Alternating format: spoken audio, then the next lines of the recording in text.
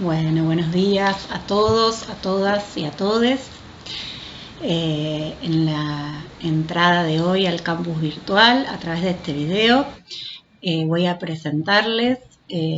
uno de los temas de la unidad 1. Diríamos que es el segundo tema de la unidad 1, pero es un tema estructural de toda la materia, que tiene que ver con pensar el estado de bienestar y específicamente recuperar los aportes de un autor que nosotros denominamos que es un clásico en el campo de estudio de la política social, y en realidad no solamente nosotros, sino ustedes van a ver que en todos los textos que nosotros les proponemos en la materia se recupera el planteo de este autor, que se llama Gösta Spinander y que escribió un libro, un material que se convirtió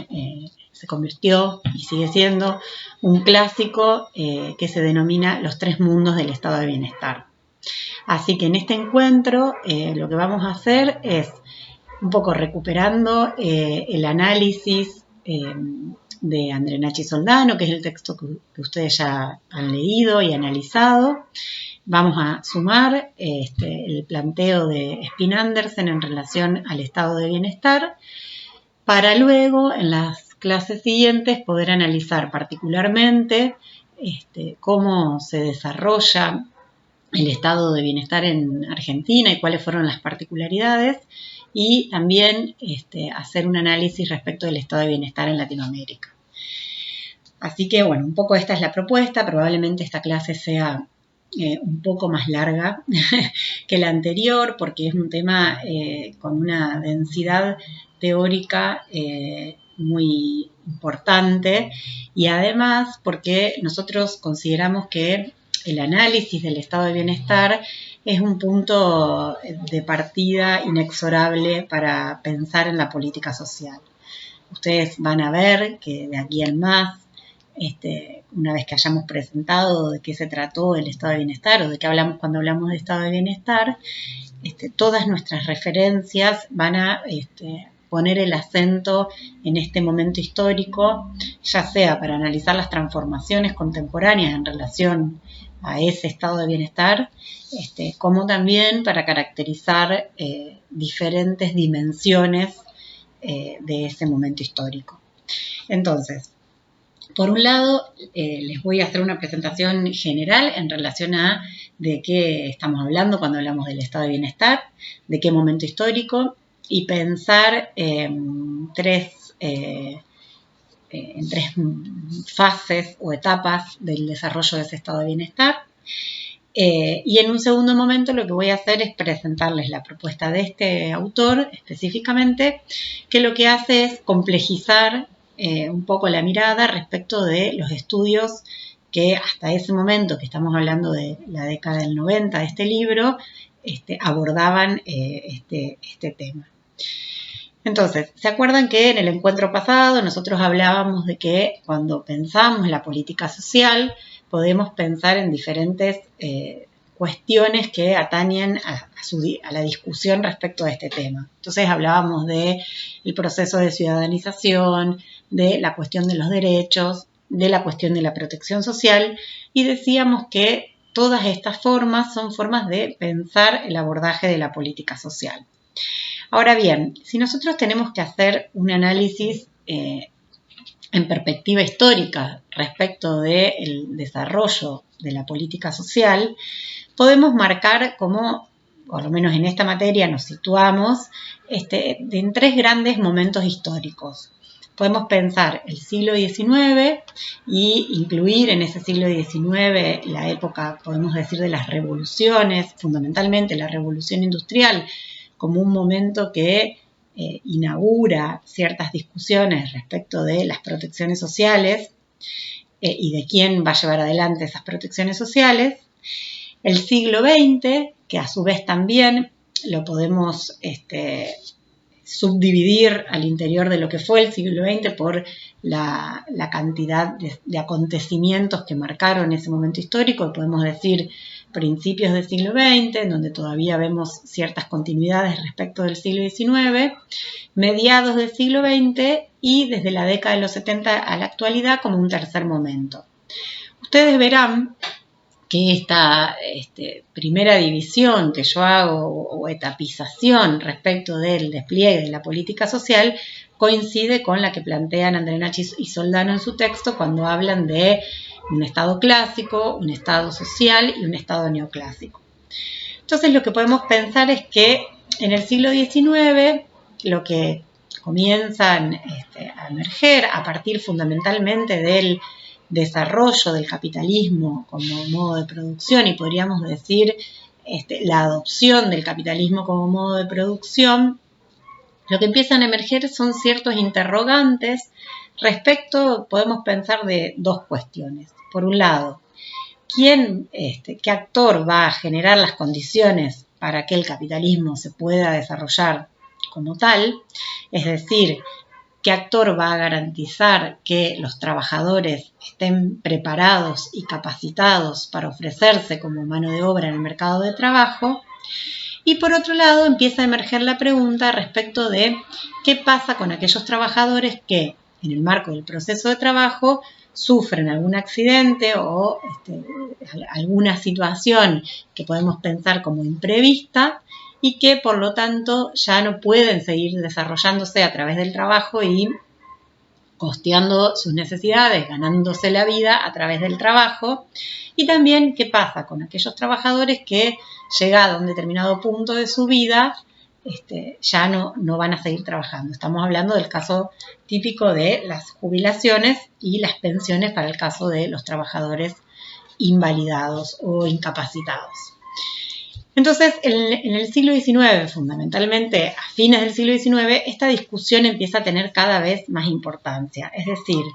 ¿quién va a regular a este mercado de trabajo que si bien se planteaba desde algunas posiciones como autorregulable,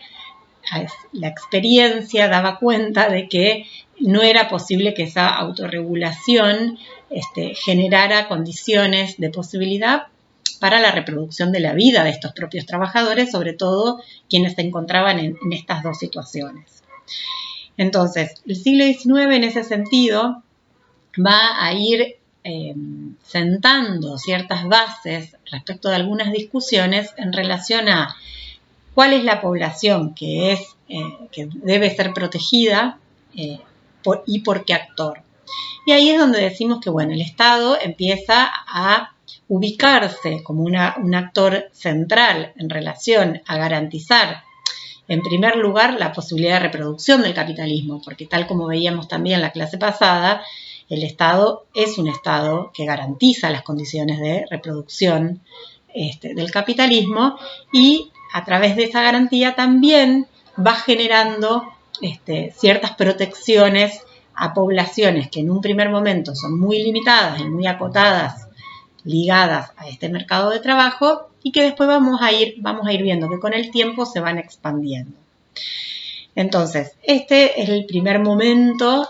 respecto de, podemos decir, la emergencia de las protecciones sociales ligadas al Estado, más vinculadas a la conformación del mercado de trabajo y de que el Estado garantice en esa conformación determinadas prestaciones que podemos decir que después adquieren el estatuto de derecho, como puede ser la cuestión de la salud o de la educación,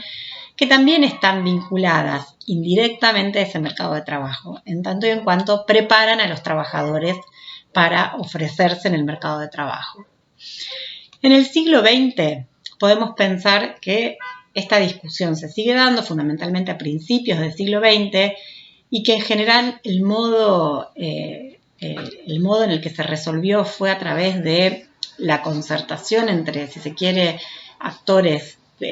privados. Podemos pensar,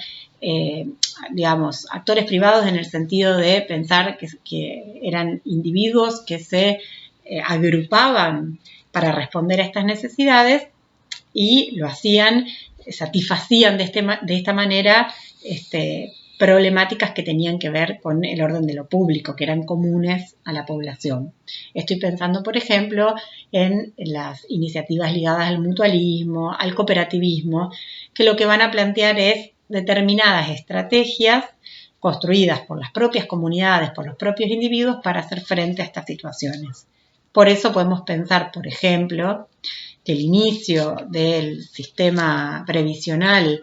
en el caso argentino está ligado a estas estrategias mutualizadoras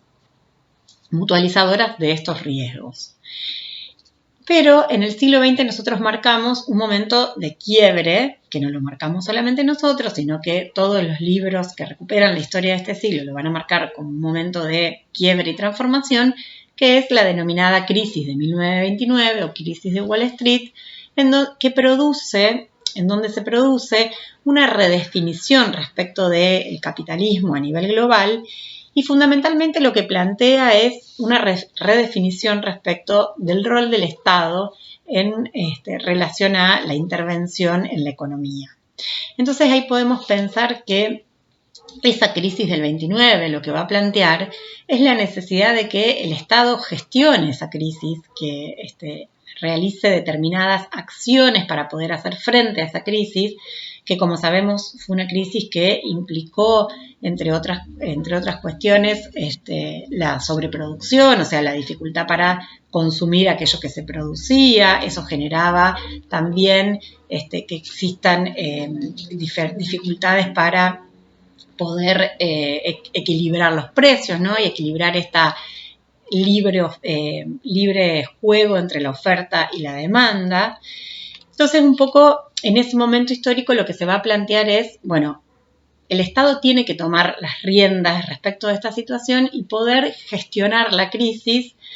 interviniendo de algún modo en la economía, generando algún tipo de intervención reordenadora respecto de la situación a la que se había llegado por el libre juego de oferta y demanda mercantil. Cuando les estoy diciendo esto, inevitablemente pienso en la situación actual en la que nos encontramos atravesando y bueno, cómo también estas situaciones críticas que sabemos además que las crisis son parte de la dinámica de funcionamiento del capitalismo, generan una redefinición respecto del rol del Estado. Bueno, en ese momento podemos pensar que esta situación crítica va a generar esta redefinición